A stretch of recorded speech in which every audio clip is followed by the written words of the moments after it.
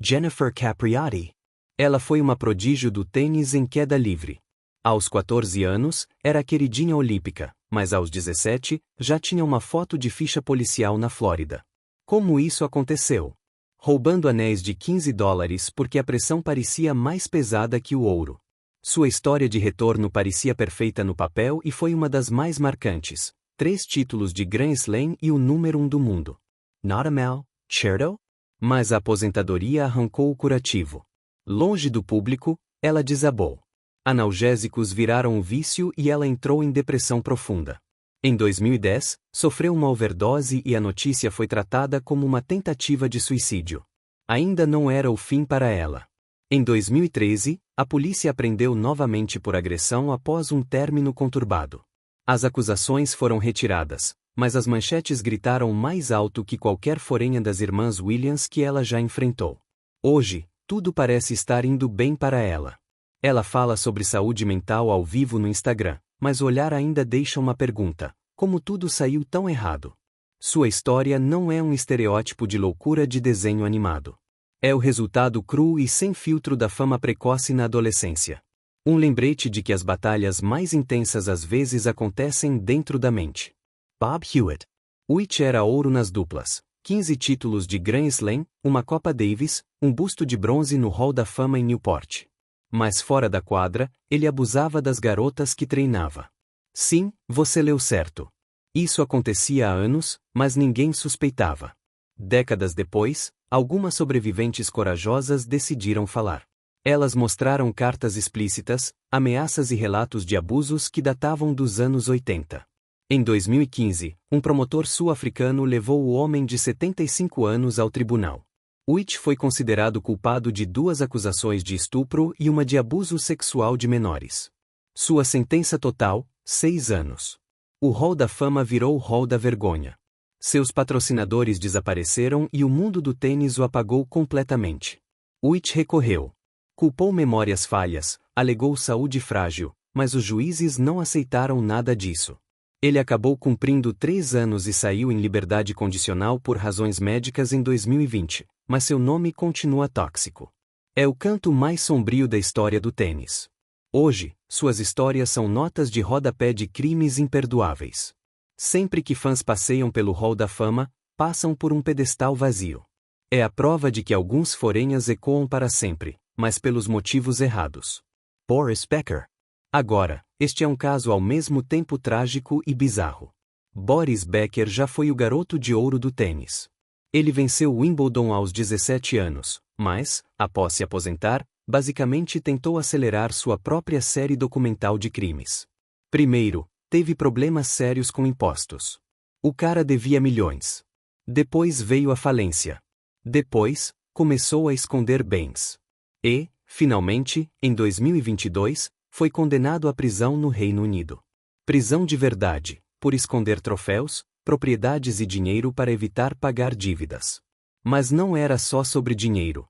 Becker ainda tentou alegar imunidade diplomática ao se tornar embaixador esportivo da República Centro-Africana. Sim, isso mesmo. E o país respondeu: a gente nem sabe quem é esse cara. Ele basicamente tentou inverter a situação como se fosse um jogo de Uno para escapar da cadeia, mas nada funcionou, e ele acabou cumprindo 8 meses de prisão.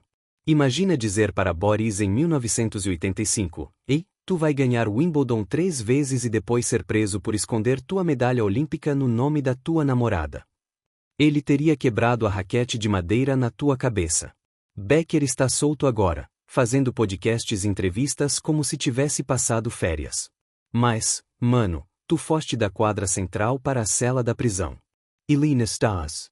Certo, Nastase é aquele cara sobre quem teus avós avisavam. Um rockstar com raquete nos anos 70. Ele já causava confusão antes de se aposentar, mas depois de deixar o esporte, alguém esqueceu de desligar o botão da loucura. Nastase deveria ser um embaixador do tênis. Em vez disso, virou a vergonha do esporte.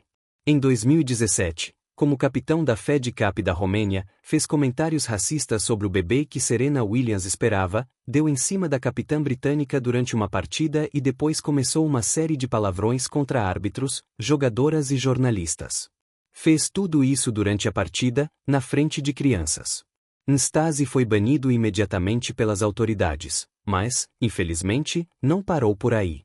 Foi pego 2 vezes dirigindo sem carteira. Uma dessas vezes, supostamente estava bêbado e de scooter.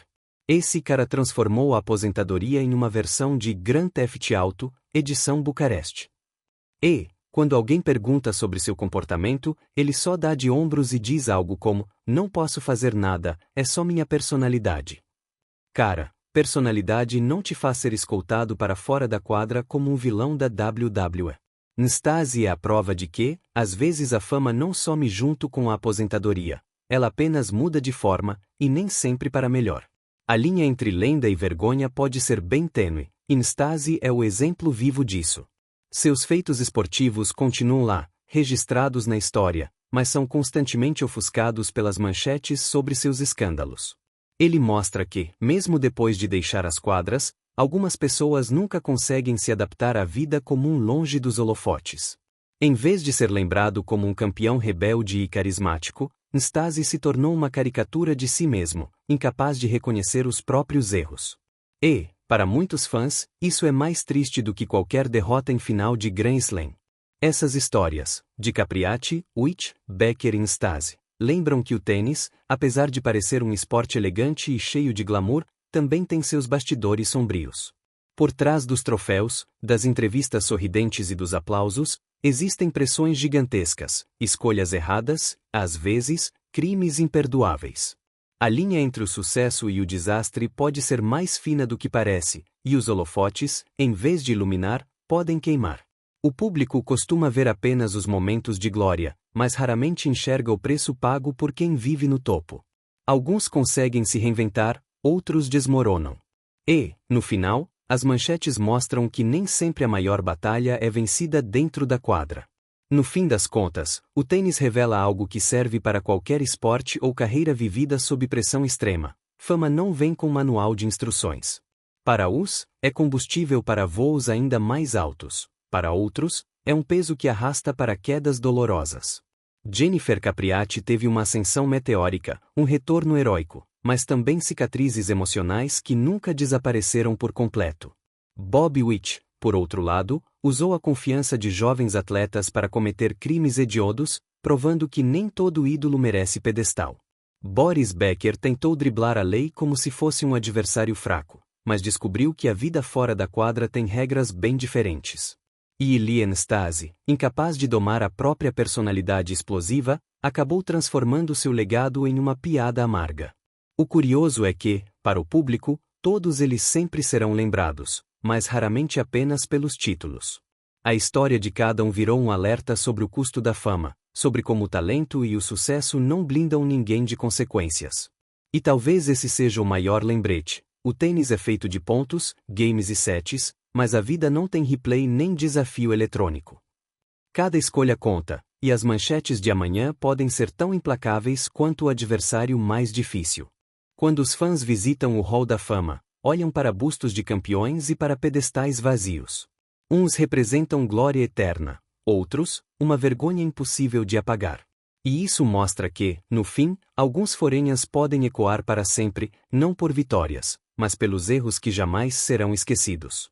Essas trajetórias mostram que, por trás das quadras impecáveis e das taças brilhantes, o tênis também abriga histórias de ascensão, queda e redenção, ou, em alguns casos, de escândalos que mancham para sempre o legado de seus protagonistas.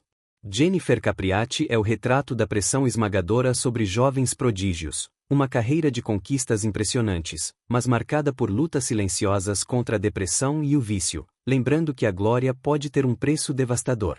Bob Witt, em contrapartida, expõe o lado mais sombrio do esporte, aquele em que a confiança depositada em treinadores se transforma em abuso e trauma, revelando como crimes podem ficar escondidos durante décadas até que a coragem das vítimas finalmente traga justiça.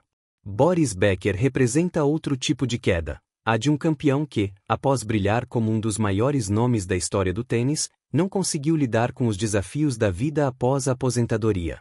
Suas tentativas desesperadas de escapar de problemas financeiros, inclusive tentando se valer de imunidade diplomática, transformaram sua história em um exemplo de como más escolhas podem destruir reputações construídas ao longo de anos de glória. Já Ilien Stasi é a prova viva de que talento e irreverência, quando não acompanhados de responsabilidade e autocontrole, podem transformar um ídolo em motivo de vergonha.